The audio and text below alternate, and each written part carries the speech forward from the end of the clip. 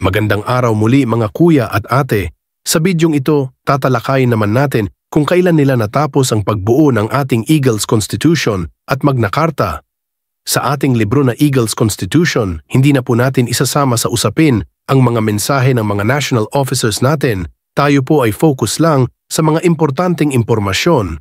Simulan na natin. The Making of Eagles Magna Carta of 1989. Kung mapapansin niyo po, ang founding year ng Eagles ay 1979, pero ang ating Eagles Magna Carta ay nabuo lamang ng year 1900. Naraan 80, nabuo po ang ating Eagles Magna Carta na nagsimula lamang sa mga nabuong probisyon at batas sa mga ginanap na General Assembly simula ng 1900, naraan 70, sadyang pinag-aralan, binusisi at ambagan ng mga ideya ang ginawa ng ating mga founders.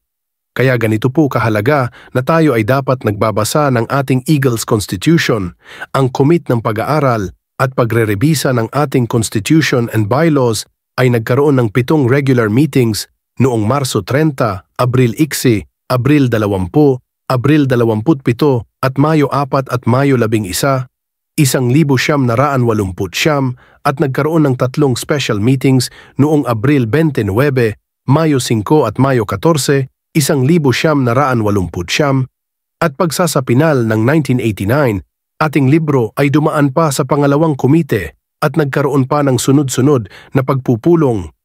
Ang bawat miyembro ng komite ay binibigyan ng kanya-kanyang gawain, dagdag ideya at suhestyon para mabuo ang lahat ng kailangan para sa ating Magna Carta book.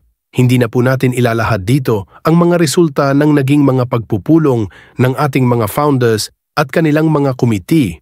Gusto lang po namin na ipaalam sa inyo na ang ating Magna Carta or Eagles Constitution ay masinsinang pinag-aralan, pinag-usapan at pagpapalitan ng kanilang mga kaalaman. Kaya igalang, protektahan at isabuhay ang nilalaman ng ating Eagles Constitution or Eagles Magna Carta. Sabi nga nila, no Eagle member shall be above to our Eagles Magna Carta or Eagles Constitution. Kailangan kung legitimate Eagles member ka, sundin ang ating batas. Salamat po, sana may natutunan kayo. Sa susunod na video, ipagpapatuloy natin ang kwento sa likod ng ating mahal na fraternity, ang The Fraternal Order of Eagles, Philippine Eagles Incorporated.